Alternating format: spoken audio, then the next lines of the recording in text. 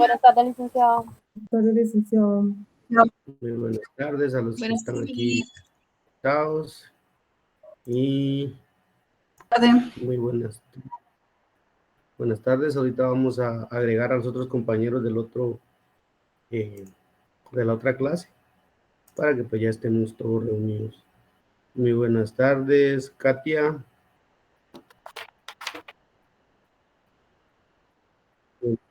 Yo creo que aquí solo usted está conectada. Bueno, vamos. En la otra clase solo hay una compañera conectada. Pero bueno, no hay pena porque el fin es ese, ¿verdad, compañeros? Que ya sea que en un link o en el otro se puedan conectar.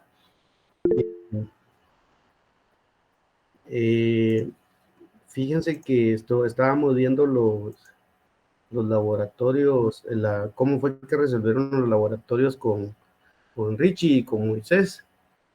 ¿Y qué creen? ¿Cómo les fue? Más o menos. ¿Cómo les fue, Richie? Más o menos. Denle la buena o la mala noticia. Bien. Richie no está ahí, bien. Pues, ¿qué le diré? Hombre, ahí estamos. ¿Qué le diré, Lick?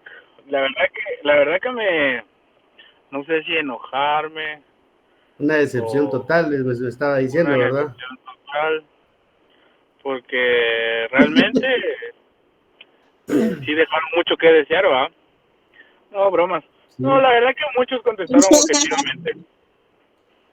Ni para el caso que no fueran a contestar bien, ¿verdad? Si con código abierto, ¿va? No. Hubiera visto, estaban pero pálidos. Los hubiera visto ese día, miren, ya lloraban. Primero que nada, pues disculparme con ustedes porque el día jueves yo no pude, me fue imposible llegar, ya cuando llegué ya prácticamente estaban saliendo y pues ya no quise interrumpirlos en su otra clase, obviamente tampoco podía hacerlo, ¿verdad? Entonces, qué pena no poder llegar, compañeros, pero la verdad, muy agradecido con Richie y con Moisés, porque supieron manejar la situación de una manera espectacular. Eso habla muy bien de la calidad de profesionales que van a ser, ¿verdad? Y obviamente las cuestiones que ellos realizaron, las instrucciones, la severidad con la que tal vez pudieron haber actuado ese día, y estaba emanada de mi parte, ¿verdad? O sea, que yo fui el que les dije que pues era un laboratorio, era prácticamente podemos decirlo, un simulacro del examen, ¿verdad? Lo que vamos a tener para el día 27. Entonces, nada, ¿verdad? Yo agradezco a Ricardo y a Moisés, porque la verdad se portaron a la altura. Para mí fue imposible llegar, yo hubiera querido cuál hubiera sido, ver la reacción de todos ustedes, ¿verdad? Y la verdad, el laboratorio era una cuestión bastante sencilla, compañeros. Así es como más o menos va a venir estructurado el examen. No les vamos a decir si va a venir en esa misma mística, pero ya ustedes pudieron determinar y establecer de qué forma nosotros examinamos. Al final de la clase, bueno, vamos a esperar a que se reúnan más compañeros, pero al final de la clase, pues Richie y Moisés nos van a hacer favor de ayudarnos a... Moisés estará ahí. Buenas tardes, Moisés.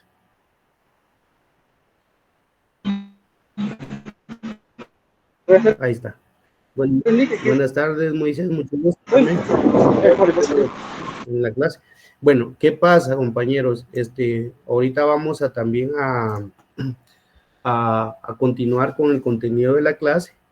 Unos minutos antes de la clase, pues Ricardo o Richie, ¿verdad? Como le decimos amablemente, ¿verdad? Y Moisés, pues nos van a hacer favor de resolvernos el laboratorio.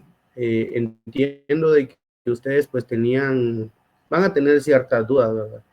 Yo realmente tratamos en la medida de lo posible que las preguntas sean lo más entendible posible, porque a veces resulta que el catedrático pues es un muy buen catedrático, tiene conocimiento, pero al momento de evaluar pues logra confundir a los alumnos, ¿verdad? Entonces eso, nosotros vamos en contra de eso, porque al final lo que nosotros interesa a la clase es ver si ustedes están adquiriendo el conocimiento. Se los he dicho en la clase, En algún momento ustedes van a adquirir ese tecnicismo, esa jerga jurídica, la cual pues los va a llevar a ser buenos profesionales, pero yo ahorita no puedo venir y pedirles pues que ya se desenvuelvan o se comuniquen como profesionales con mucho respeto, el respeto que ustedes se merecen.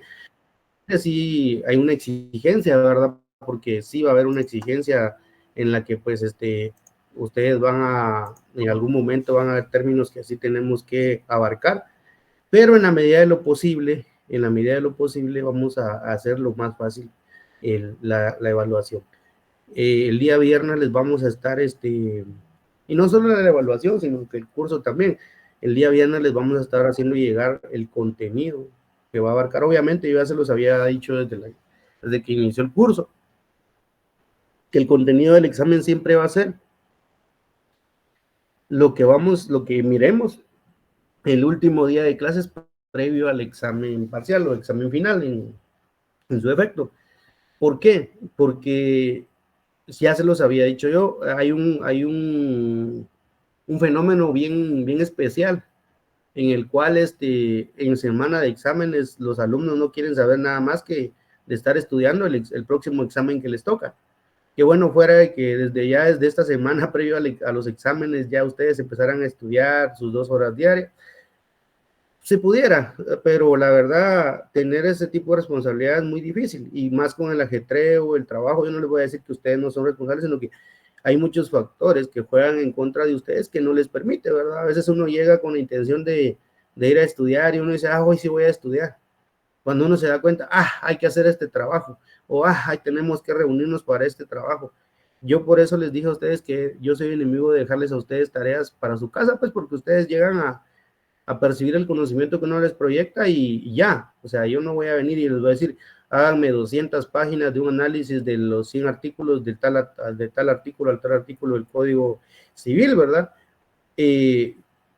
Al contrario, pues trato de ayudarlos y de cargarlo lo menos posible.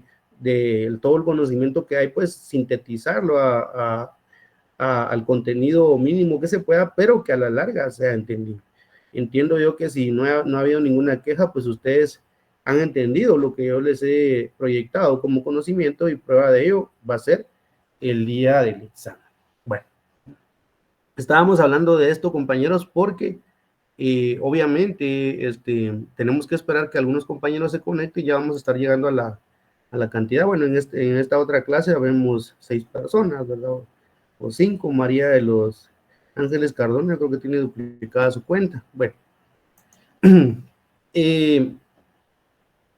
obviamente, miren, compañeros, el examen va a traer mucho más contenido del que ustedes vieron en el laboratorio. En el laboratorio ustedes no vieron mayor cantidad de artículos, pudieron consultar su código, no responderlo todo ahí, ¿verdad? Entiendo yo que y me gustaría saber que ustedes hubieran respuestas que no las rebuscaron en el código, sino que ya sabían a dónde dirigirse y de una vez, incluso hay veces en las que uno lee y ya dice, esto ya lo leí, esto es así, es así.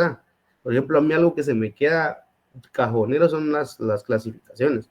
A mí las clasificaciones yo las leo 1 o 2 veces y ahí está.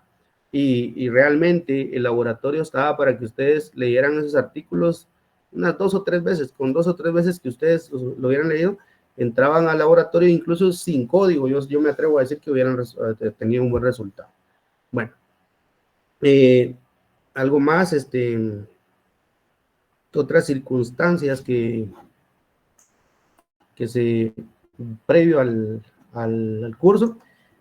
Bueno, les estaba diciendo, vamos a terminar de desarrollar ahorita el contenido de la clase del día de hoy. Posterior a ello, pues vamos a dejar el tiempo a Moisés y a Ricardo, perdón, y a Moisés, para que pues ellos puedan desarrollar las respuestas del laboratorio. Bueno, en la última clase estuvimos viendo cuáles eran todos los periodos de cómo fue evolucionando la obligación. Y se recuerdan que vimos el periodo primigenio, después vimos el periodo clásico y la Edad Media. En la Edad Media, recuérdense que, bueno, vamos a empezar desde el periodo primigenio. En ese recordemos de que la cuestión era de que en el periodo primigenio deberían de observarse ciertas costumbres, ciertos ritos, ciertos protocolos para poder poder celebrar esa obligación, el contraer esa obligación. Y yo les estaba comentando de que se debían de vestir de cierta forma, quemar incienso, e incluso como acto de entrega, si había un árbol, así lo establece la doctrina, si había un árbol, se cortaba una rama, un pedazo de palo de ese árbol que estaba dentro de la propiedad y se entregaba como acto de que entregando esa rama, se entregaba toda la propiedad. Bueno, ¿y qué pasaba? Si había incumplimiento, ahí lo que se hacía, había era una pena corpórea. ¿Qué quiere decir eso? Que recaía sobre la integridad de la persona. Bueno, ¿y qué pasaba si yo no observaba todos esos ritos? En algún caso, los requisitos que debían de cumplirse, si no se cumplían, daba lugar a que uno declarara que la obligación era nula, el vínculo era nulo. Miren qué importante, o sea, yo les expliqué cómo la humanidad hemos ido evolucionando en ese sentido de que dependiendo cómo nosotros tengamos nuestro comportamiento, sea la coyuntura de lo que estamos pasando como Estado, como sociedad, como comunidad, así es como nosotros vamos a tratar de ir imponiendo nuestras leyes, en este caso leyes civiles. Solo un paréntesis, compañeros, les voy a pedir muchas disculpas porque pues ya algunos se dieron cuenta, estoy algo afectado de la garganta y pues ahorita que empecé a forzarla un poco más con el tema del habla, pues me voy a ver en la necesidad de aclarar la voz a cada momento. Y de igual forma, pues les digo, compañeros, cuídense. Hay una situación que se anda dando ahorita y tomen sus test, así unos test así bien cargados, porque la verdad sí hay una situación de enfermedad que anda dando, espero yo que no sea nada grave, pero sí ando algo afectado de la garganta, ahorita ya siento esa presión. Bueno, continuemos, ¿qué pasa? Yo lo que les estaba diciendo, si el acreedor observaba que no se le cumplía con la obligación, o sea, el deudor o el adquiriente no cumplía con la obligación de pago, lo que hacía era de que ejecutaba una pena corpórea, o sea, una multa corpórea. En algunos casos les quitaba una mano, en algún caso una extremidad inferior, o incluso los volvían sus esclavos. En el periodo clásico, hablamos del imperio, en ese momento se llega al auge del imperio romano, y en este auge lo que se logra, perdón compañeros, es que yo creo que alguien estaba queriendo agregarse. Bueno, en este auge lo que se logra es de que, recordemos que en el periodo clásico se da una circunstancia muy, muy, muy importante de lo que es nuestra edad, ¿verdad? Pero ¿por qué?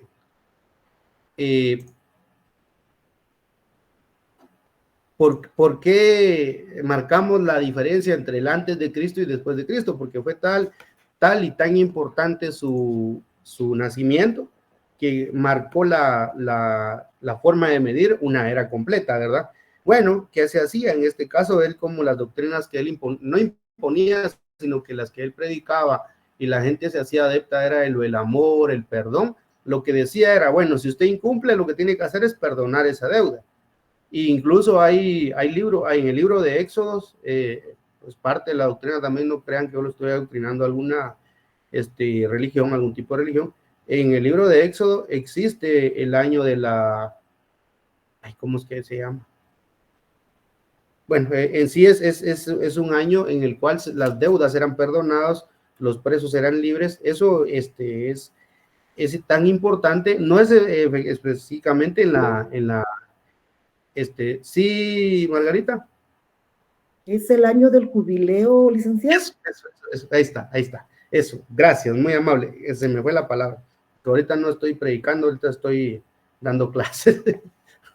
Todas las cosas en su lugar. Bueno, pero ¿qué pasa? El año del jubileo lo que hacía era de que las deudas eran perdonados, los esclavos eran liberados, los presos eran liberados, era, la verdad que era el año del perdón.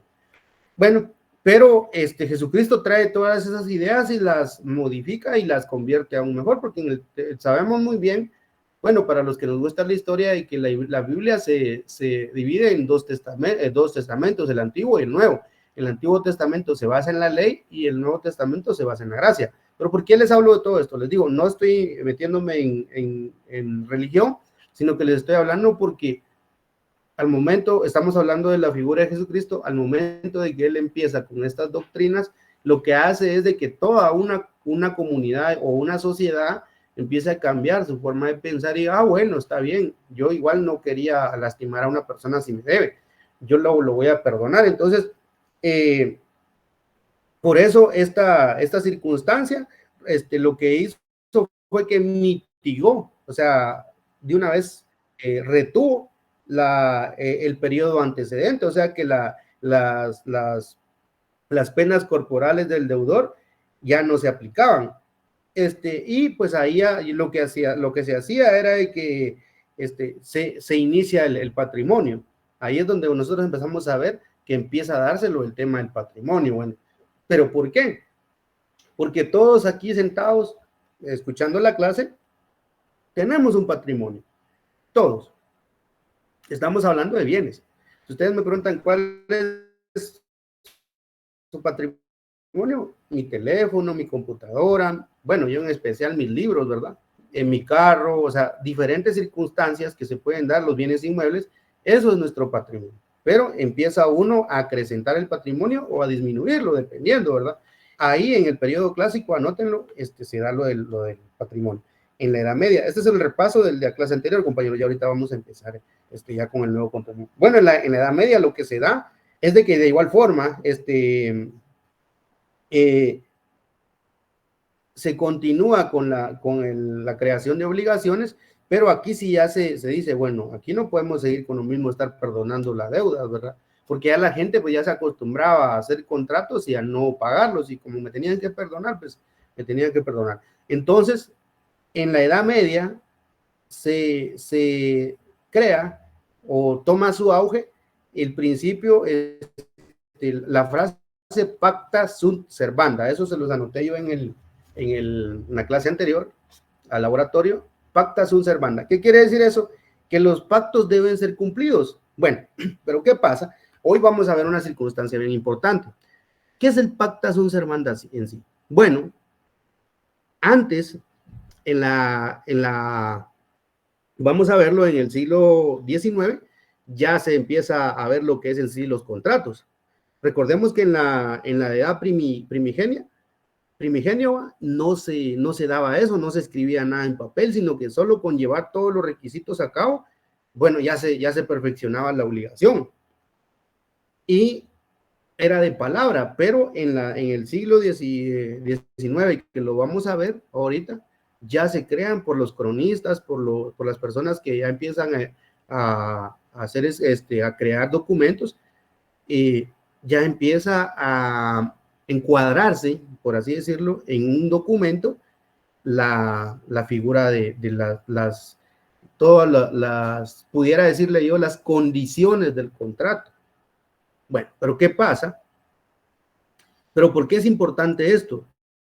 Porque en este periodo, vamos a ver en el siglo XIX, que todos los contratos eran igualitos, eran idénticos.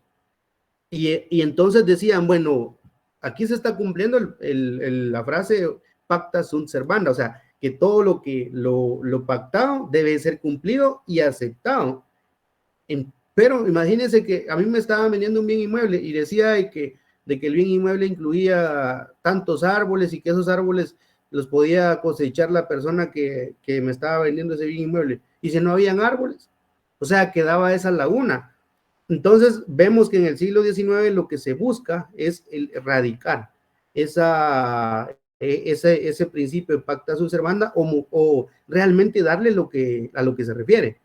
Bueno, es la aceptación del contrato con todas las disposiciones y las condiciones del mismo, Por ejemplo, si la persona me dice, no, yo quiero 50,000 quetzales, ¿no? Le voy a prestar 50,000 quetzales y me tiene que devolver 65,000 a término de un año en un solo pago.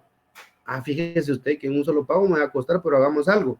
Pongamos que durante un año yo sí le voy a pagar, pero le puedo hacer pagos anticipados hasta llegar el año tener cumplido los 65,000.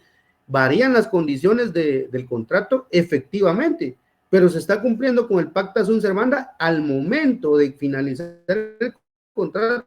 Nosotros vamos a revisar si lo que se colocó ahí realmente se cumplió o no se cumplió. Ese es el principio básico del pacta sunt servanda. No es de que, yo ya tengo con el contrato listo, solo fírmelo y de repente, mire, usted no cumplió con esto. Ok, pero eso nunca me lo mencionó, sí, pero lo tenía que cumplir. O sea, a eso se le llamaban contratos de adhesión. Por ejemplo, ¿cuántos tienen línea de Claro o de Tigo? Yo creo que todos renunciaron ya a cierta empresa. No le vamos a hacer campaña a ninguna de las dos empresas, pero bueno. Ustedes ya se dieron cuenta que los contratos ahí no son contratos, ¿cómo se dijera? Que uno puede decir qué condiciones quiere y qué condiciones no quiere. A eso se le llama contrato de adhesión. ¿Por qué? Porque ellos ponen sus condiciones y ellos específicamente dicen, eso lo vamos a ver hasta en el otro semestre, compañeros, pero es un adelanto. Ellos dicen, bueno, el contrato de adhesión es esto y si usted quiere aceptarlo, pues firme. No, por ejemplo, yo una vez, pues soy bien curioso, fui a renovar mi plan y le dije, mire, fíjese que yo quiero esto. Y hay cuestiones que sí se pueden modificar, pero siempre a favor de ellos, ¿va? Entonces yo le di vuelta al contrato y me dice, no, me dijo, es que así no se puede porque la empresa sale perdiendo. O sea, echa la trampa, ¿verdad? Entonces ellos saben que si modifican las circunstancias o las condiciones del contrato, deja de ser un contrato de adhesión. ¿Será legal eso o será ya monopolio? Esa es una circunstancia que ustedes deben de analizar como futuros abogados. Bueno, volvemos al tema del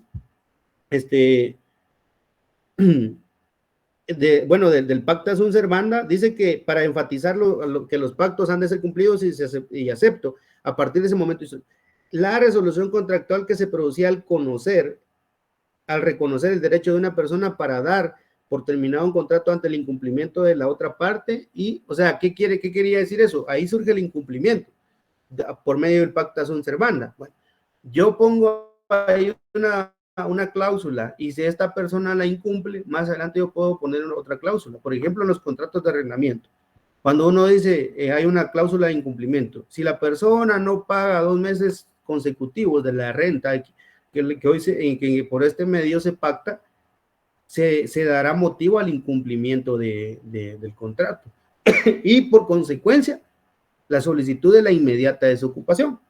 Entonces ahí es donde se establecía, bueno, no se cumplió, no, bueno, entonces formalicemos el incumplimiento y busquemos las medidas que hay que hacer. Damos por terminado el contrato y por ende nos tienen que resarcir el daño. En los contratos de herramientas, la desocupación, en los contratos de dinero, pues que paguen de una vez. Por eso es que muchas veces las personas les salen deudas de hace años y andan viendo si pueden hacer un convenio de pago para poder pagar así por partes. Pero hay casas de cobro que no se los permiten. Eso es legal o ilegal, pues se los dejo ahí sobre el tintero a ustedes. Bueno, ya en los siglos 12 al 15, del 12 al 13, empieza a tomar parte lo que yo les estaba diciendo. Aquí surgen muchas escuelas. Pongamos ahí siglos del 12 al 13, el surgimiento de las escuelas jurídicas en Europa Central, como los glosadores y los posglosadores. Propició profundas mutaciones en las concepciones prevalecientes. O sea, ¿qué quiere decir concepciones prevalecientes? O sea, el pacta sunt servanda, el incumplimiento, el pago anticipado, se podía perdonar una deuda, claro que sí, pero lo más importante, que el incumplimiento de la obligación ya no recaía sobre un aspecto, se pudiera decir un aspecto corpóreo del ser humano a través de cobrarse por medio de la esclavitud o la mutilación de algún miembro de nuestro cuerpo, sino que ya era patrimonial, recaía el incumplimiento, daba derecho a a poder ejecutar, pero el patrimonio. Bueno, dice, tal vez lo más importante fue la fusión de los conceptos de derecho romano, germánico y canónico. El influjo de esta simbiosis, o sea, de la unión de todos estos tipos de derecho, generó materia suficiente a tratadistas como, bueno, aquí estamos hablando ya de algunos tratadistas que dieron inicio en esta etapa en el siglo XII y en el siglo XIII, para que al final, si recordamos, bueno, no sé si ustedes lo habían escuchado alguna vez, pero nosotros el código que tenemos es el mentado código de Napoleón, que lo único que hicimos fue darle un copy-paste, ¿va? Y modificarlo en tal manera que se pudiera ejercer las normas conforme a nuestra sociedad, ¿verdad? Bueno, y esa es una cuestión bien importante, una característica que en el siglo XII y en el siglo XIII se juntan el derecho romano, el derecho germánico y el derecho canónico. Y por consecuencia, estos fueron base para la formulación del Código de Napoleón en 1804, que no se les olvide, compañeros. Bueno, ya en el liberalismo, que es en el siglo XIX, vemos una circunstancia mucho más importante. En el siglo XIX, recordemos que cuando fue el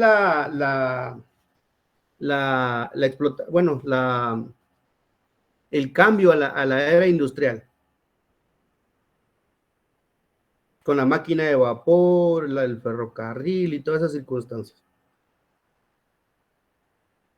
¿Alguien? Bueno, eso fue en el siglo XIX. Bueno, ¿qué pasó ahí? En el siglo XIX, como empieza la explotación industrial, que empieza a acrecentarse todas las empresas y empieza a sistematizarse toda la producción, las grandes empresas requerían personas para poder ejercer esos trabajos. Bueno, ¿qué pasó? Íbamos de ciertas ciudades a ciertas ciudades, los inmigrantes venían a trabajar a la ciudad, habían transportes, o sea, creció la era industrial y crece todo el movimiento económico. Pero ¿qué da lugar a esto? De que todas las relaciones contractuales no estaban debidamente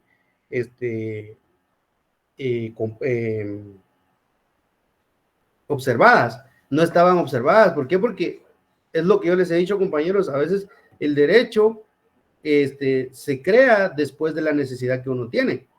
Lo que siempre les voy a poner yo el ejemplo, el delito de extorsión hace 20 años no lo escuchábamos, hoy es el delito modelo que existe. El robo de equipo terminal móvil hace 10, 12 años, bueno, hasta 15 años, nadie iba a adolecer de un delito de robo de equipo terminal móvil. Tal vez robo agravado, porque ese es uno de los delitos que siempre ha existido, pero de que específicamente le roben a uno un teléfono celular, ese delito no existía hace algún tiempo. Entonces, ¿qué pasó? Al momento de que la política criminal observa y dice, bueno, se están dando demasiados hechos delictivos por un bien que es un bien mueble que se puede trasladar de un lugar a otro, y entonces muchas personas no van sobre el patrimonio de las personas, sino que van específicamente sobre este bien. Bueno, la política criminal dice, bueno, ¿quién es el sujeto activo? ¿Quién es el sujeto pasivo? ¿Cuál es el verbo rector? ¿Cuál es el bien jurídico tutelado? ¿Cuál es el elemento objetivo? ¿Cuál es el elemento interno? Todo eso. Entonces, bueno, ya lo tenemos definido, creemos la ley de equipos terminales, parece que se llama esa ley, y pongamos en algún artículo, pongamos el delito de robo de equipo terminal. Bueno, ¿qué pasó? Así es como funcionan las leyes. De igual forma en el derecho civil. Trasladémoslo al derecho civil. ¿Creen ustedes que hace 20 años había un contrato de adhesión por compraventa de un bien mueble tipo teléfono? No lo había. Tal vez ya desde entonces habían contratos, pero por circunstancias de que alguna persona comprara una línea telefónica de Telwa. Ahí tal vez les podemos hablar de que sí había un contrato, se podría encuadrar esa obligación. O un contrato de luz, por ejemplo, ¿cuántos sabían que nosotros no somos dueños del servicio? Somos titulares, somos adjudicatarios de ese bien, pero el servicio es de la empresa eléctrica, quien solamente nos nos presta ese servicio y por ese servicio nosotros tenemos que darle una remuneración económica. Bueno, pasa todo esto en el siglo XIX. Entonces dice, la clase obrera sin organización todavía fue reducida a miserables condiciones de vida. O sea que antes de la explotación laboral y antes de las huelgas que se dieron, lo que pasaba era que habían personas que trabajaban hasta 16 horas al día. Entonces, hubo necesidad de regular todas estas relaciones contractuales. ¿Y cómo fue? A través del derecho de obligaciones. Dice, fue reducida a miserables condiciones de vida que le eran impuestas por el patrono sometido a su vez al régimen de la libre competencia. Entonces, otra cosa bien importante en la etapa del siglo XIX, que ya interviene el Estado. El Estado interviene en esta relación de obligaciones que se había adquirido. ¿Por qué? Porque había demasiado excesos de liberalismo. ¿Qué era el liberalismo? Todos los empresarios que estaban en ese entonces creciendo. Ellos estaban creciendo, pero sus trabajadores no tenían mejoras en sus condiciones laborales. La libertad contractual apareció con frecuencia como un simple engaño por no tener en realidad y en ciertas situaciones libertad alguna el contratante. ¿Qué quiere decir eso? De que yo podía ir a ofrecer mis servicios, pero me decían, mire, aquí todos están trabajando 16 horas a diarias, se les paga un penique el día, si usted quiere viene, si no, no. Decía yo, bueno, tengo necesidad, trabajo. Bueno, entonces todo eso lo vio el Estado como algo negativo. Eso es lo importante, que un Estado sea objetivo y realmente vele por los intereses de las mayorías, porque sabemos pues de que las minorías son las que muchas veces manejan al Estado y no debería de ser así. Bueno, el obrero, el pasajero transportado, el asegurado estuvieron obligados por la fuerza de las cosas a contratar sin poder discutir las condiciones que se le imponían. Bueno, ¿qué pasó aquí? Lo que yo les dije. Bueno, se crean lo del tema de los seguros. Bueno, usted va a tener un seguro, pero usted me tiene que pagar tanto y si le sucede el riesgo, porque cubren cierto riesgo, le vamos a pagar tanto. Y a la hora de la hora no lo pagaban. A eso es a lo que se le llama, nunca le dieron las letras chiquitas, ¿verdad? No, es que lo que pasa es que el riesgo debía haber ocurrido aquí, o debió haber ocurrido dentro del lugar de trabajo, y ocurrió fuera del lugar de trabajo. Y así muchas veces no se cumplían con las relaciones contractuales, y eso fue lo que al final vieron los redactores del Código Civil, y además solo habían considerado ciertas cuestiones en los contratos. Si yo vengo ahorita en el Código Civil y solo lo que me dice el Código Civil, yo hago un contrato en base a lo que me dice, me voy a quedar corto. O en algunas circunstancias hay cuestiones que si ustedes hacen un contrato no les van a ser aplicables, y otras cuestiones que hay necesidad de aplicarlas, pero que no se aplican. Por eso es de que al final Kelsen, eso ya lo saben ustedes, párvulos de derecho, ¿verdad? Kelsen crea la pirámide de Kelsen. ¿Por qué? En las normas individualizadas, ahí van todo ese tipo de contratos, ¿verdad? Que esos contratos entre las partes forman una norma. ¿Por qué? Porque debe ser de cumplimiento obligatorio. Bueno, porque el Código Civil no preveía ese tipo de circunstancias. Entonces, recordemos que en la era del siglo II, el siglo XIII, se unen tres tipos de derecho, el romano, el canónico y el germánico, para crear el Código de Napoleón. Pero fue a libre discusión, no fue así como que hubiera una parte de los trabajadores, una parte de los obreros, una parte del segmento de la sociedad más vulnerada, sino que simplemente lo hicieron personas que ni siquiera tenían conocimiento de cuál era la relación contractual. Compañeros, yo sé que esto es un poco tedioso porque es pura historia, pero es importante también y va a venir en el examen. Bueno, entonces aquí es donde yo les digo, de que lo que se hacía era que como solo se tenía conocimiento de lo que estaba en el Código Civil de Napoleón, se hacía el contrato a grandes rasgos y a veces no cubría condiciones específicas de cada contratante.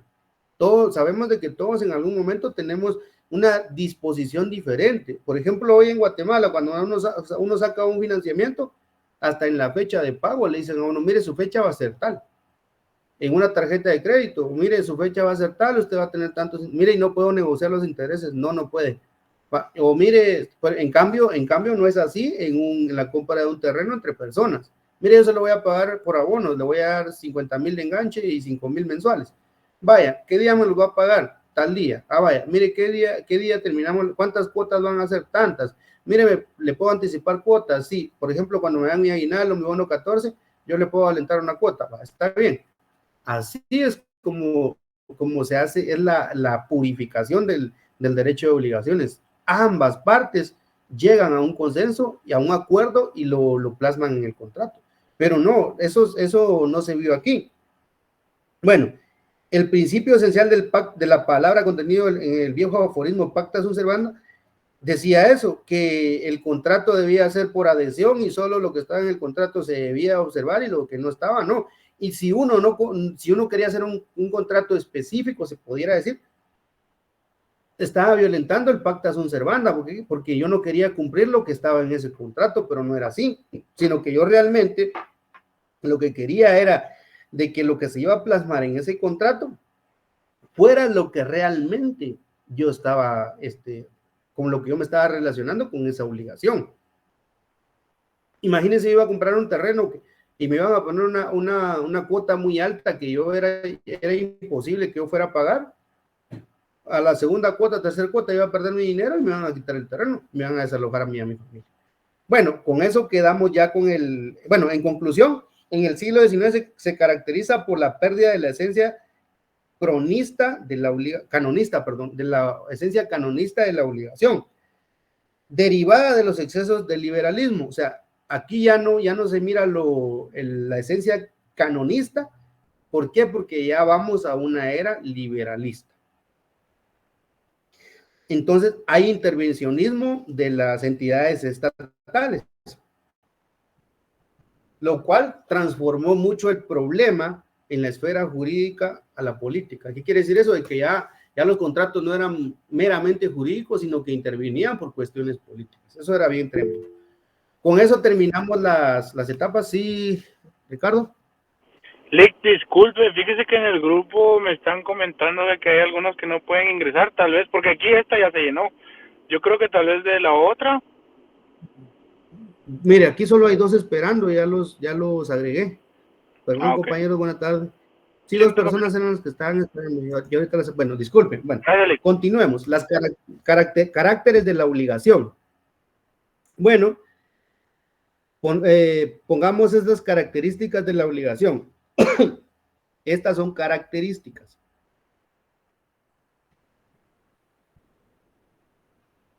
¿Ya? Es un vínculo de derecho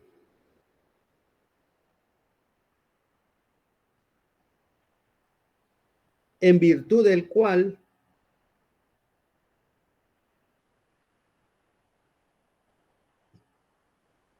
el deudor está sujeto a ejecutar una prestación. Y ponen entre paréntesis las obligaciones jurídicas van acompañadas de medidas coactivas.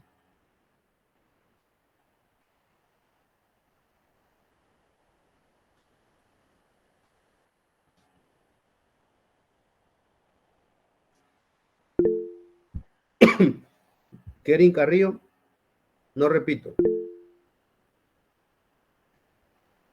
¿Sí? Kerin Carrillo me está hablando.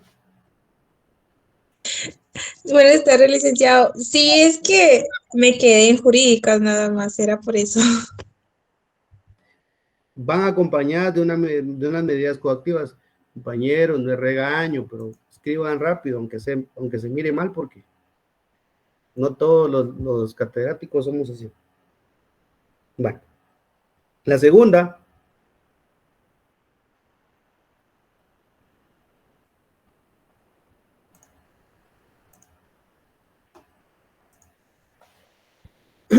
la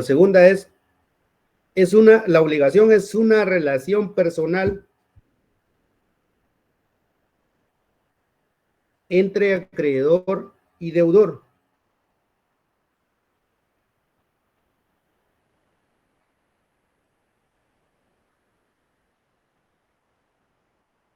Bueno, ¿qué quiere decir esto? La obligación es una relación personal entre el acreedor y el deudor.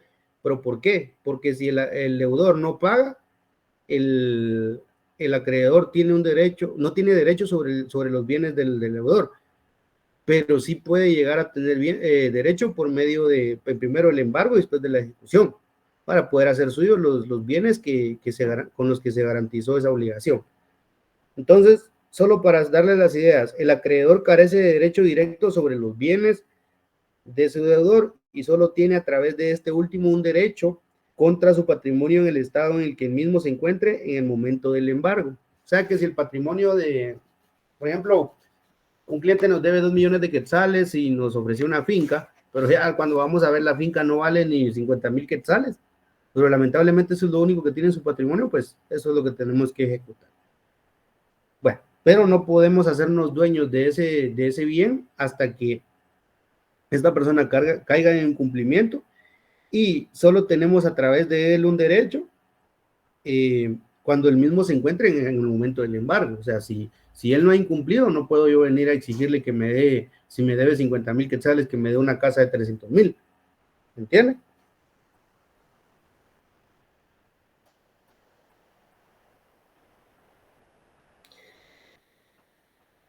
Dice, la obligación es un derecho de naturaleza pecuniaria.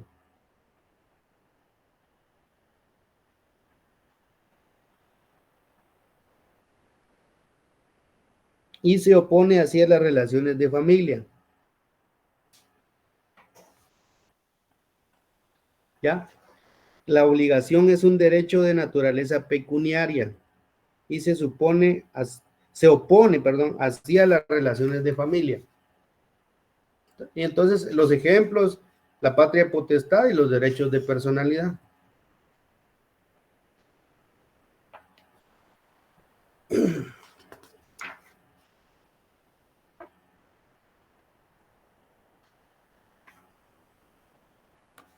Bueno, con eso estaríamos. Ahora vamos a ver lo que es la naturaleza jurídica de la obligación. Y vamos a ver las teorías jurídicas de la obligación.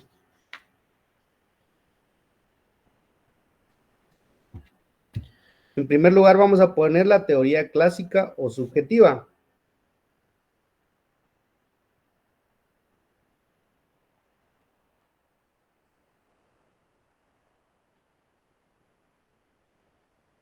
¿Ya? Teoría clásica o subjetiva.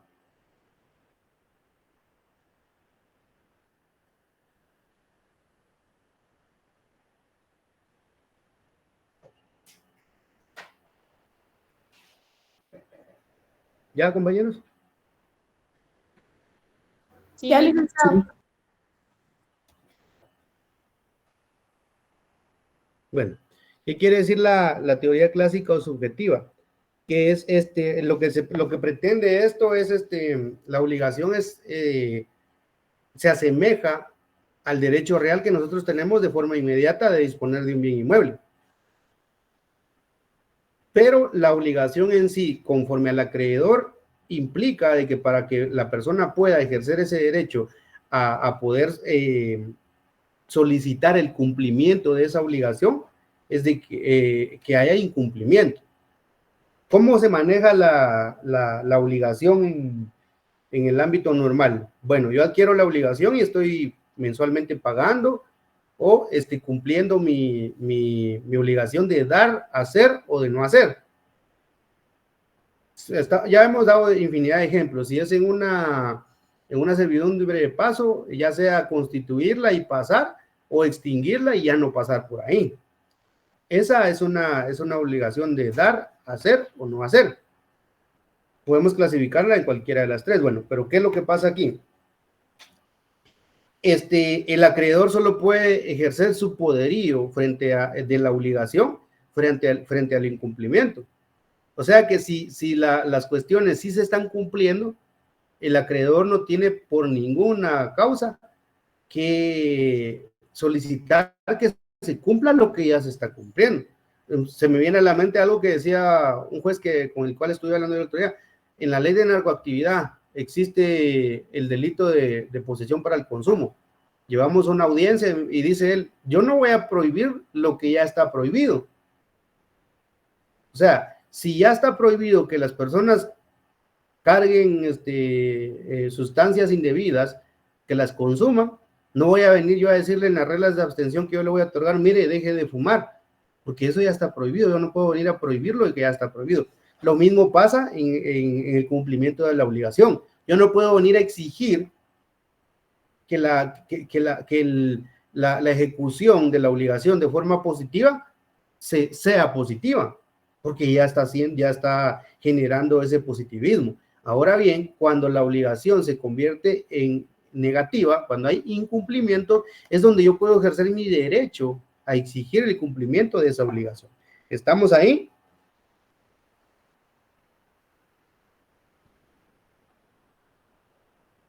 ¿Sí? Bueno. Sí, la obligación no implica que anulemos la libertad de la persona, porque recordemos que la única forma en la que a uno le pueden cohibir la libertad es en el derecho penal, ¿verdad? A través de la prisión preventiva o la ejecución de una pena. Pero en el derecho civil yo no puedo venir y decir que porque una persona incumplió conmigo en el pago de 200,000 quetzales, yo venga y ya automáticamente le diga, bueno, mire, él no me pagó, se va preso. A menos de que yo logre demostrar que esto no era una obligación, pero la obligación en sí se convirtió en una estafa. Ya, si la persona viene y me tiene a mí, ustedes ya saben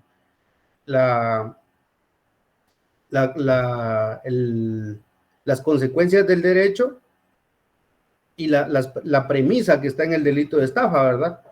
Que dice que tiene que ser con ardid y con engaño. O sea, si la persona dice, mire, aquí hagamos esto y combinamos, hagamos de que yo en un mes le voy a traer la computadora más nueva, le va a costar $2,000. Vaya, está bien, aquí están $1,000 y cuando me la entregue le doy otros $1,000.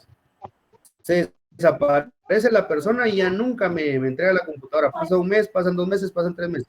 Se cumple el contrato y la persona no, y me estuvo dando mentiras y mentiras y mentiras. Si yo logro determinar a través del Ministerio Público que la persona realmente me está estafando o que me está dando mentiras, porque ahí a través del ardid, del engaño, recordemos que los estafadores tienen una gran cátedra en tema de endulzarle el oído a las personas y por eso es que las personas caen. Yo no voy a venir a culpar aquí a alguien, ay, que por qué lo hizo. No, es que los estafadores a eso se dedican. Es como lo muy sonado ahorita de los prestamistas, ¿verdad? Que cuando le quieren prestar a uno, ay, que mire que aquí está el dinero. Ya los días cuando le van a cobrar a las personas, y eso ahí en ese tema hay tela que cortar, compañero, porque está el grupo que dice, es que ¿para qué se meten a prestar? Y otros que, es que no hay, es que hay necesidad, y otros que sí, que si el Estado no generara buenos empleos, no hubiera necesidad de andar prestando. Entonces, al final le echan la culpa a todos, pero no miramos cuál es la verdadera responsabilidad. Bueno, yo creo que ahí nos salimos un poco del tema de lo de la estafa, pero sí se puede dar. O sea, vayan bueno, ustedes pueden ir al Ministerio Público y decir, bueno, miren, pasó esto, esto y esto, aquí hay una forma en la demostración. A veces el Ministerio Público dice, no, pero es que aquí lo que hay es una relación mercantil, no una estafa. No, sí hay una estafa. ¿Por qué? Porque la persona me prometió en cierto tiempo, en cierto plazo, algo que no me ha cumplido. Y no extendimos el plazo, sino que simplemente me ha estado prometiendo algo que no me lo ha cumplido. Es cierto, hay un cumplimiento, pero más adelante vamos a ver el resultado de las obligaciones resultantes de hechos ilícitos. ¿Qué pasa cuando hay hechos ilícitos, los cuales generan una obligación? Por ejemplo, el delito de lesiones culposas genera daños y genera lesiones. Esos son hechos ilícitos que al final, en materia civil, nos va a generar a nosotros que nos tienen que hacer una prestación, una obligación, pagarnos los daños y perjuicios, pagarnos las lesiones. Si en dado caso, pues la persona quiere salir bien librada y se le puede otorgar en la misma un sobreseimiento, una falta de mérito. Pero si la persona está renuente a no querer pagar, terminamos el proceso penal y iniciamos la vía civil. preso o como sea, pero de que nos tienen que pagar, nos tienen que pagar. Obviamente en estos delitos, pues al final lo que hacen es conmutar la pena y la persona queda en libertad, pero hay que asegurar de que el pago no lo haga, y la sentencia donde lo condenan a la reparación digna en materia civil nos sirve como título ejecutivo para poder ir a ejecutarlo en un juzgado civil. Pero esos son resultados de actos ilícitos y generan obligaciones también. No crean que solo las cuestiones lícitas generan obligaciones, y una obligación lícita, ¿verdad? Bueno, ¿qué es lo que busca la teoría clásica o subjetiva? Que la voluntad del acreedor es el elemento dominante y la del deudor es el elemento sometido. Eso es cajonero. La voluntad del acreedor es el elemento dominante y la del deudor es el elemento sometido. Dice, sin embargo, hay una salvedad. Esta posición es materia de crítica por algunos autores.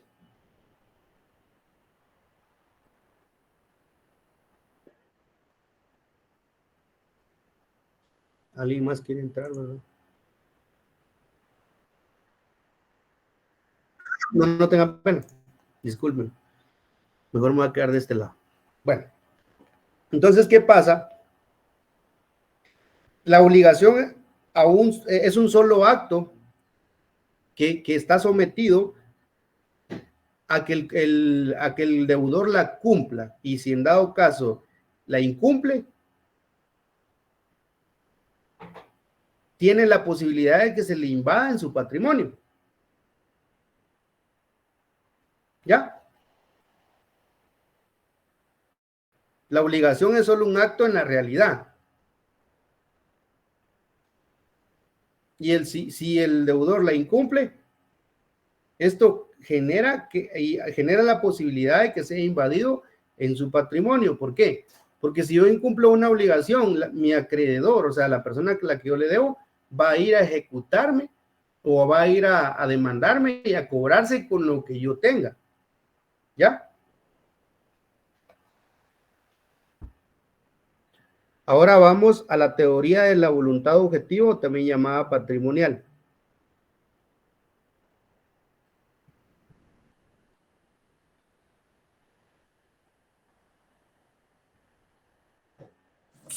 Teoría, perdón. Teoría de la voluntad objetiva, también llamada patrimonial.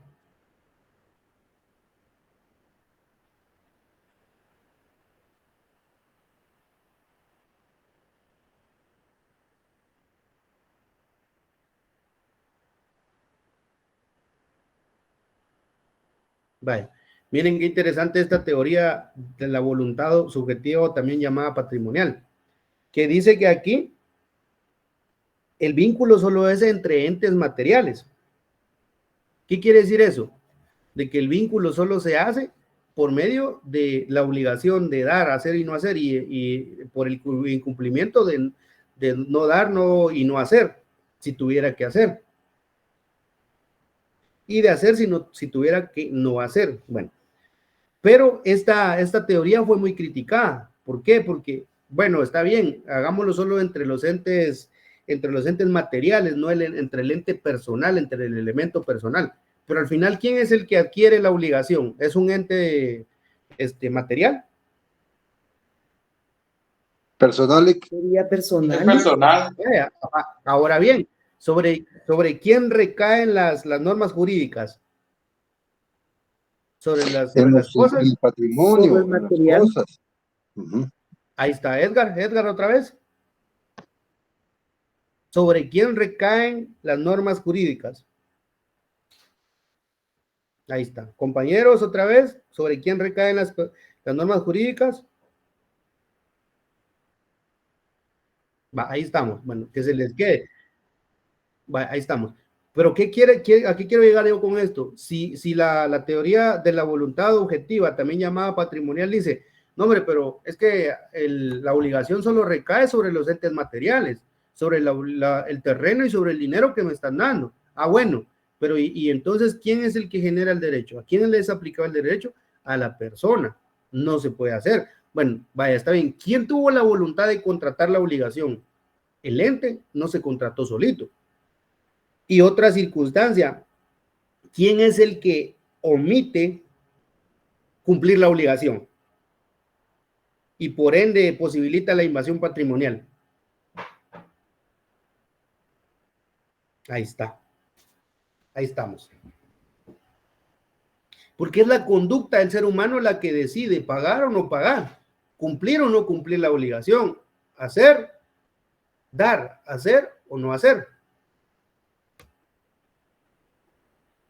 ¿Estamos? ¿O alguien tiene dudas?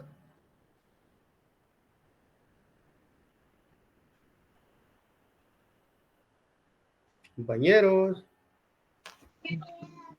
Está claro, licenciado, gracias. Está claro como el agua chocolatada. Bueno, vamos a dejarlo aquí, compañeros. Anoten, en la última clase vamos a ver la teoría del débito y la responsabilidad, la teoría integral del elemento personal y patrimonial, que es diferente a la teoría objetiva, también llamada patrimonial. Vamos a ver, teoría del débito y la responsabilidad, teoría integral del elemento personal y patrimonial, y vamos a iniciar viendo la posición de nuestro código, de la obligación en nuestro código civil.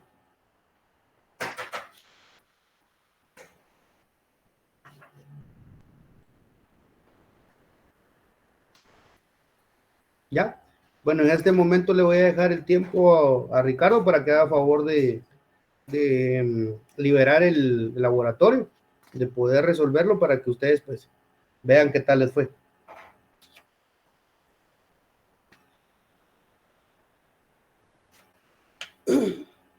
Ricardo.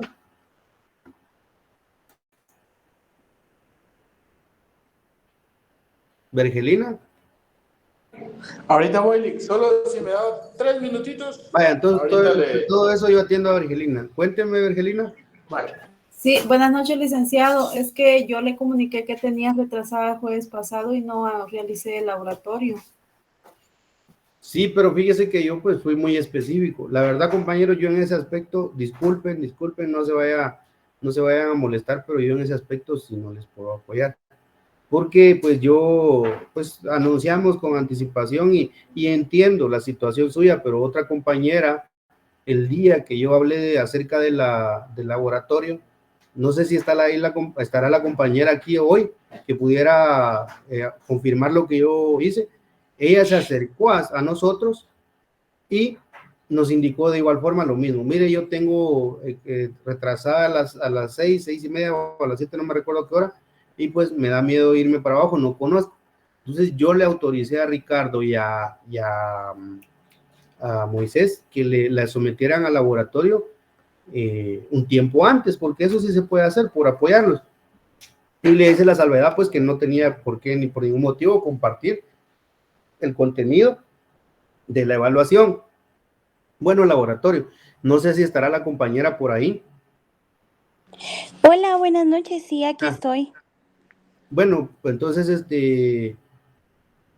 esa circunstancia, pues, hubieron compañeros que hasta el día del laboratorio, pues, se comunicaron conmigo y ahí ya no podemos coordinar. Entonces, miren, de igual forma, como les dije yo, esta evaluación, este laboratorio no tiene ninguna ponderación, era para que ustedes, pues, pudieran irse fogueando. Entonces, esa es la circunstancia, Angelina Pimentel, no, ahí sí no le puedo apoyar. Gracias, licenciado. Bueno, te amo. Bueno, alguien estaba preguntando ahí de lo de la teoría. Vamos a ver qué dice. ¿Cómo dijo la teoría? No vieron los últimos dos temas que les dije, ¿verdad? Bueno, miren, pues está la teoría del débito y la responsabilidad. La teoría del débito y de la responsabilidad. Y la teoría del elemento personal y patrimonial.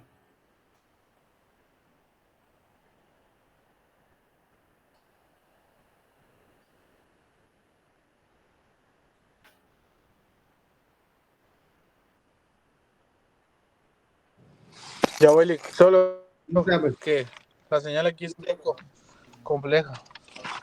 Unos 2 minutitos, Malik, y yo ahorita No se voy. preocupen. No Oye, se preocupen. ya quité la respuesta. Bueno, después vamos a continuar con la posición del derecho de obligaciones en nuestro Código Civil y cómo es de que antes de que estuviera nuestro Código Civil, cómo es de que se fue generando el conocimiento del derecho de obligaciones. Vamos a ver también las características de la obligación. Si quieren, anótenlo.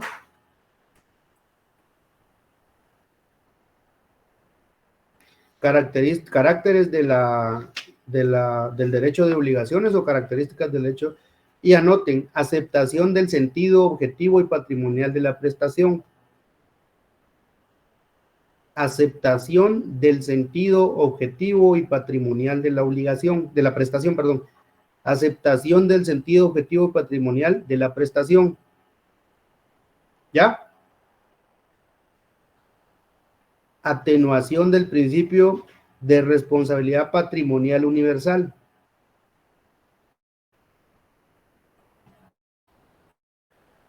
Atenuación del principio de responsabilidad patrimonial universal. Ahora, crisis de la autonomía de la voluntad. Crisis de la autonomía de la voluntad. Y revisionismo contractual. La siguiente va. 4. Revisionismo contractual. La quinta, modificación del principio de culpabilidad.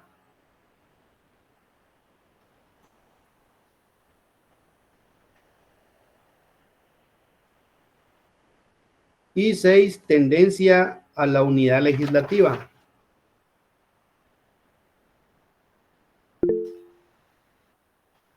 Verónica. Verónica y Heidi. Hablen. Dick, disculpe, ¿podría repetir las últimas dos?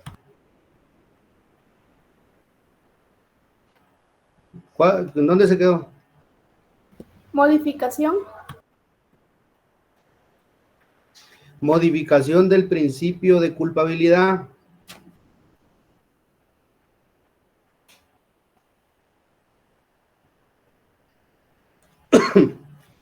Tendencia a la unidad legislativa. Licenciado, disculpe. Yo mejor lo voy No. apuntando a la otra clase porque la señal se me está yendo, viera. Solo lo miro que se queda usted plantado así, va en la cámara y ahí me sacó automáticamente de la clase. Si quiere, entre a la otra clase, yo la voy a aceptar ahorita. En la otra clase donde hay menos compañeros está igual, ¿no? ¿Cuál sería el link? Perdón, licenciado. Híjole, no lo mandó Richie al grupo. ¿Está en el grupo, Lick? Ah, bueno, en el Ok, ahorita lo busco. Gracias, muy amable. En el grupo está, señor Verónica. Bueno, yo creo que ya se salió. Bueno, ahora para los... Bueno, pongan otro en el siguiente título, los elementos de la obligación. Ya estamos, Lick. Ya, bueno, solo les voy a dar esto y le entramos. Los elementos de la obligación.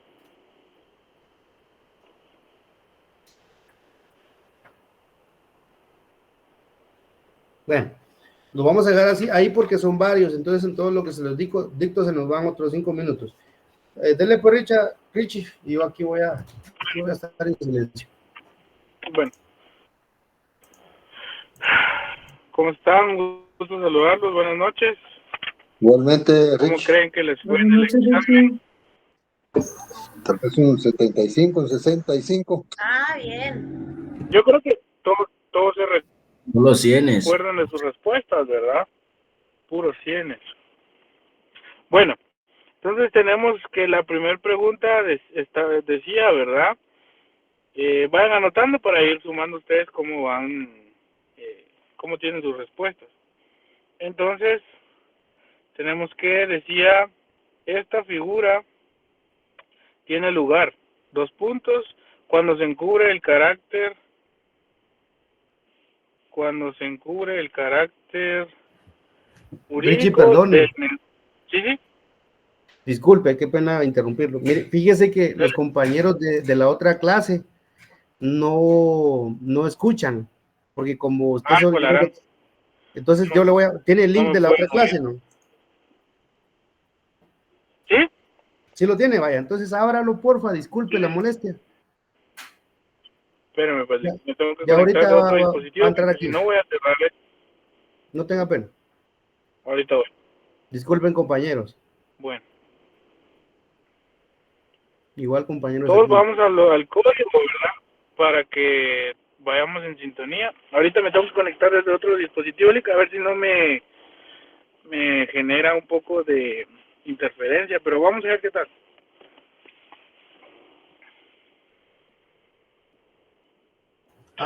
Vaya, Richie, no tenga pena ahí. Miramos qué le hacemos. ¿Cómo le hacemos?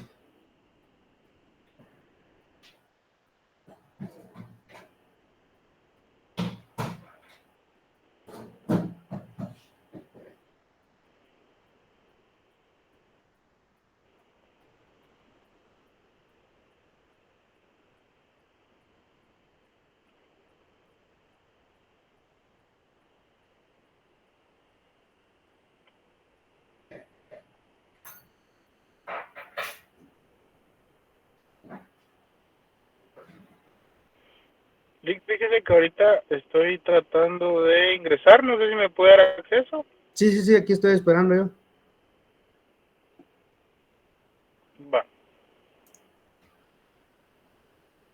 Solo que no me aparece.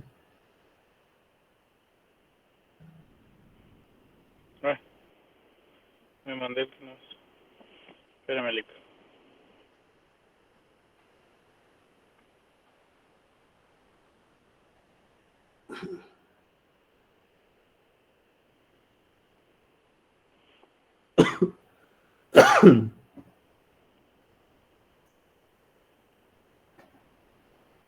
Ahora sí, Lick. Ahí está. Ahorita lo voy a aceptar. Lo que voy a hacer es de que voy a ver si me deja compartir el laboratorio, Richie, para que ya solo usted lo vaya leyendo. ¿Le parece? ¿O lo puede compartir usted? Que lo comparta en la pantalla. Sí, ajá, porque yo creo que los compañeros, pues, no se lo van a recordar. No se recuerdan. Ajá. O se recuerdan, compañeros. No, Yo creo que sí se quedaron bien curados. Ese laboratorio venía para que se recordaran de todo, que se lo aprendieran Sobre así. todo del auxiliar, ¿va? Se recordaron del auxiliar. Así me estaban diciendo. Muy masacre ese auxiliar. Ahí se lo mandé, Lick. Va. Va. Entonces yo lo tengo acá. Si quiere, compártalo usted ahí, yo lo voy a compartir en la otra. Fíjese que no puedo, Lick, porque... entonces yo lo voy a compartir aquí. Va. Entonces no sé si me escuchan todos en el otro lado. No sé si me escuchan del otro lado.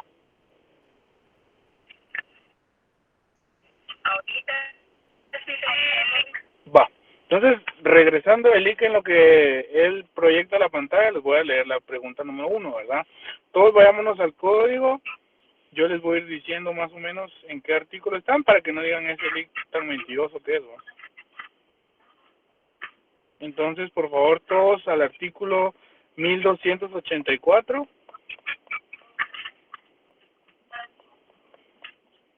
Verónica, tu micrófono.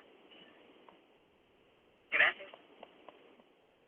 Entonces, decía la pregunta, esta figura tiene lugar cuando se encubre el carácter jurídico del negocio que se declara, dándose la apariencia de otro de distinta naturaleza, cuando las partes declaran o confiesan falsamente lo que en realidad no ha pasado o se ha convenido entre ellas. Entonces, el artículo 1284 establece lo siguiente. La simulación tiene lugar, primero, cuando se encubre el carácter jurídico del negocio que se declara dándose apariencia de otro de distinta naturaleza. Entonces la respuesta correcta a esa pregunta era la simulación. Muchos me colocaron el fundamento legal y les agradecemos con el IC que hayan puesto fundamento legal. Nosotros realmente no quisimos colocarles que se fundamentaran porque pues tenían su código abierto, ¿verdad? Entonces para nosotros pues no era factible que colocarle ese tipo de preguntas. Ahora bien, la otra pregunta decía, la número 2, mencione los dos tipos de simulación que establece el Código Civil. Y el artículo 1285 establece lo siguiente: la simulación es absoluta cuando la declaración de voluntad nada tiene de real, y es relativa cuando a un negocio jurídico se le da una falsa apariencia que oculta su verdadero carácter. Entonces, la respuesta correcta era la simulación absoluta y la simulación relativa, ¿verdad? Ahora la otra pregunta decía, ¿cuándo un negocio jurídico es anulable? Entonces tenemos que el artículo 1303 establece, el negocio jurídico es anulable, 1, por incapacidad relativa de las partes o una de ellas, y 2, por vicios de la voluntad. Nos percatamos que con el IC solo colocaron la primera, pues el IC es del criterio de dejarla buena, y yo le dije al IC que no, porque pues quiera que no son dos respuestas correctas, pero el IC les va a apoyar ahí con el sentido de que si tienen una es medio punto, ¿verdad? Otra cuestión, la número 4, dice, el derecho de pedir la nulidad relativa dura, y esa es una de las preguntas que tenía trampa, ¿verdad? Porque dejamos ese vacío para que ustedes completaran la oración. Dura, contados desde el día en que se contrajo la obligación, mencione el plazo para solicitar la nulidad relativa. Muchos se equivocaron y colocaron el artículo 1302, no sabemos con el IC por qué, ¿verdad? Pero la respuesta correcta está en el artículo 1312, que establece, el derecho de pedir la nulidad relativa dura 2 años, contados desde el día en que se contrajo la obligación. Muchos colocaron solo 2 años, esa se la estamos colocando buena, ¿verdad? Pero la respuesta correcta que a mí me hubiera gustado que respondieran era 2 años contados desde el día en que se contrajo la obligación. Fue una de las cositas que les explicaba, ¿verdad? Cuando les enseñé a subrayar los artículos, que colocaran a partir de cuándo empieza a correr los plazos. Ahora la pregunta número 5 dice que era una pregunta trampa, que el IC me dijo que les colocara. Y les pusimos, la nulidad puede ser declarada, y con el IC lo que queríamos era que respondieran con base al artículo 1302, que dice, establece, la nulidad puede ser declarada de oficio por el juez. La respuesta correcta era de oficio por el juez. Era únicamente la respuesta que queríamos. Si ustedes habían colocado el resto de la oración que dice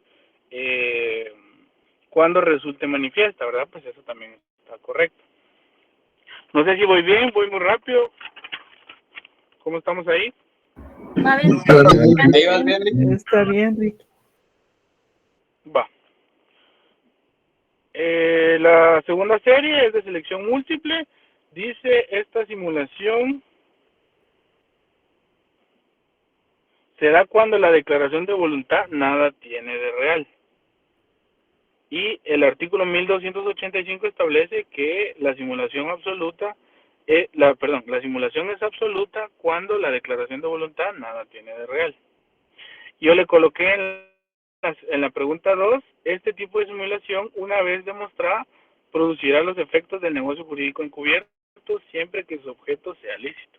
El mismo artículo 285 establece que la simulación es relativa cuando un negocio jurídico se le da una falsa apariencia que oculta su verdadero carácter.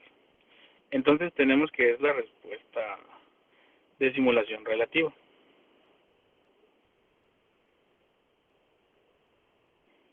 Perdón, no, me confundí. La respuesta correcta está en el artículo 1286 que establece La simulación relativa, una vez demostrada, producirá los efectos del negocio jurídico encubierto siempre que su objeto sea lícito. Entonces, es la misma respuesta, ¿verdad?, de la simulación relativa, pero su fundamento legal está en el artículo 1285. La pregunta 3 decía que esta figura no anula el negocio jurídico cuando no tiene un fin ilícito, ni causa perjuicio a ninguna persona. La respuesta correcta es la simulación, ¿verdad?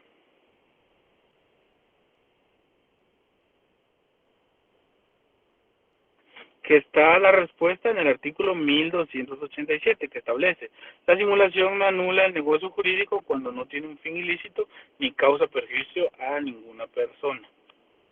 La pregunta número 4 decía: cuando su objeto sea contrario al orden público o contrario a las leyes prohibitivas expresas y por la ausencia o no concurrencia de los requisitos esenciales para su existencia,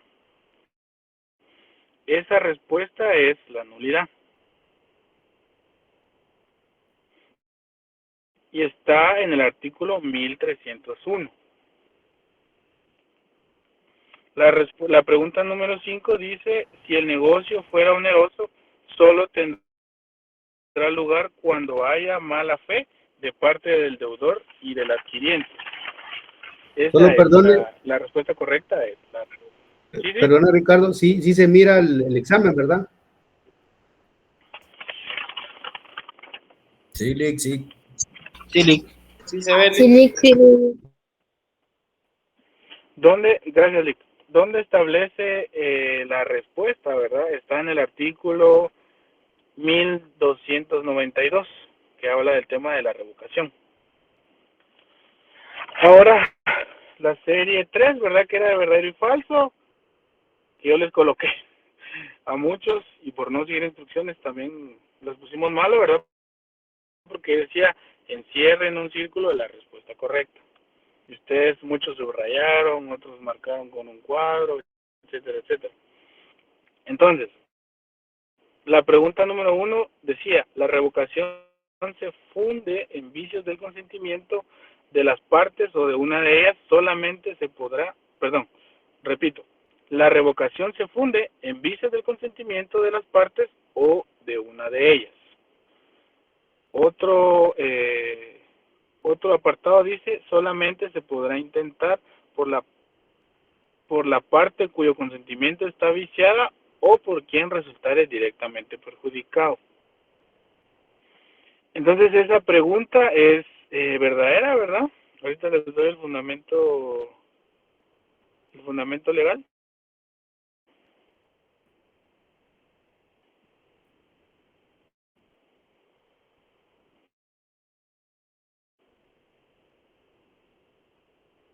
Permítame.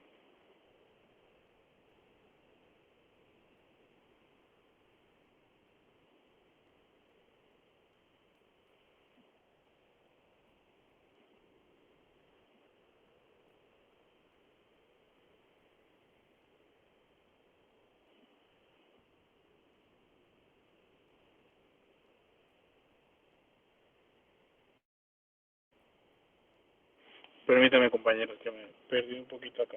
Ahorita les doy el fundamento legal.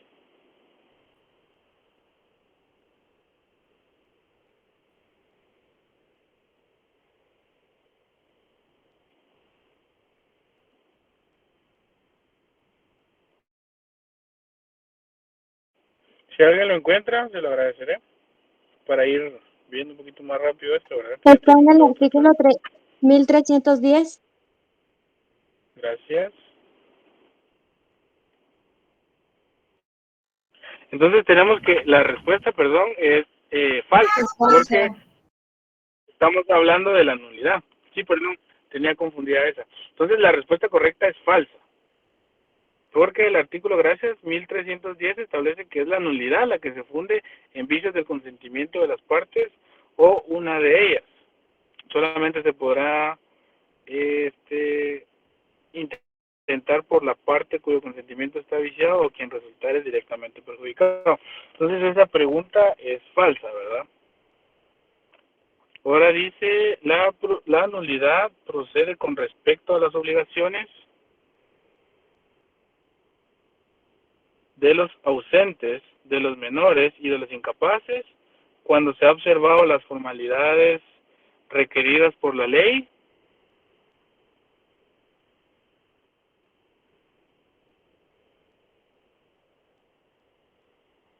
O cuando los menores o incapaces actúan sin intervención de las personas que los representan. A ver, ¿esa pregunta es verdadera o es falsa? Verdadera. Verdadera. Verdadera. Verdadera. El fundamento legal está En el artículo 1311. 1311. muy amable, gracias. Ahora es verdadera. La pregunta 3 decía, el plazo solamente fija día o fecha de la ejecución o extinción del acto o negocio jurídico. Esa pregunta es ¿verdadera? Verdadera. Verdadera. 1279. 1279. Gracias. Ahora la pregunta 4 dice, el plazo se presume convenido en favor del deudor a menos que resulte del tenor del instrumento o de otras circunstancias que ha sido fijado en favor del acreedor o de las partes. Esa es verdadera también. Está en el artículo 1282. Ahora dice la pregunta 5, la acción de simulación es imprescriptible entre las partes que simularon y para los terceros perjudicados con la simulación. Verdadera. Esa pregunta es verdadera. Esa pregunta es verdadera, ¿verdad? Entonces, sí, que esa es... Artículo Ahí sí 1288. respondieron. Ya veo cómo los tenemos, Lick, bárbaros. Ya vamos a ver el día del examen cómo van a estar. Ajá, correcto. Ese día, el día del examen, les vamos a llevar 10 personas que los cuiden. Bueno. A código abierto. Más bárbaro, ¿Por qué vamos a tanta estarle. Yo, Ya me estoy animando a llevar Lick, fíjese que hubo un momento que les quería quitar el cuello porque los vi así muy relajados, ¿verdad? Que los exámenes generen estrés. Entonces yo les voy a quitar el código para que les genere estrés, ¿va? Pero no fui tan malo. Estuvo bueno. Bueno, Lo compañeros. queremos mucho, Pues, Richie. solo por el día del cariño, ¿verdad? Hablando de eso, compañeros, pues les deseo un buen día mañana. Lamentablemente van a haber clases y pues, ahí pues con Ricardo les tenemos una sorpresa previo a los exámenes. Compañeros, el día jueves nos miramos y pues a entrarle con todo para poder entrar a la clase, al examen, únicamente con su lapicerito negro o azul. No, ya lo habíamos dicho, para el examen no se permite utilizar ningún documento más que su cerebro y su lapicero. Pasen buena noche, compañeros. Ricardo, muchas gracias hoy, y a Moisés por el apoyo. Créanme, compañeros, que los compañeros Ricardo y Moisés pues son personas que nunca he visto yo que han dejado de llegar a los alumnos, y pues eso es algo muy loable y algo admirable, ¿verdad, compañeros? Les deseo buena noche a todos. Igualmente, Gracias. Verónica, quería hablar conmigo. Feliz noche, Ali. buenas noches. Una preguntita.